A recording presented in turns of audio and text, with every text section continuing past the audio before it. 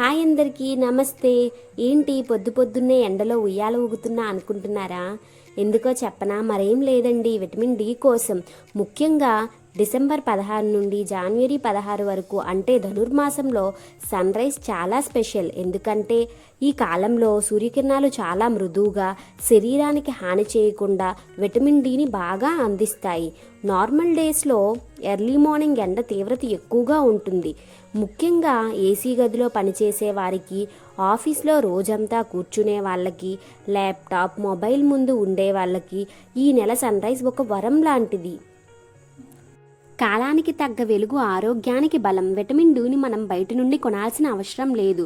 ఉదయపు సూర్యకాంతిలో మన శరీరమే దాన్ని తయారు చేసుకుంటుంది. అందుకే దీనిని సన్షైన్ విటమిన్ అని కూడా అంటారు.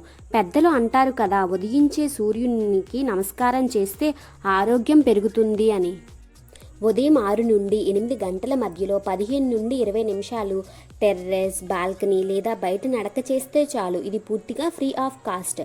డబ్బు లేదు, మందులు లేవు, డాక్టర్ అవసరం కూడా లేదు.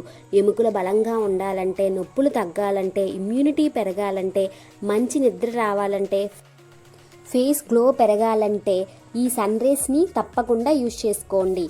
పూర్వం అందుకే ఈ నెలంతా నెలగంటు అనే పేరుతో ఆడవాళ్లతో పెద్ద పెద్ద ముగ్గులు వేయించేవారు.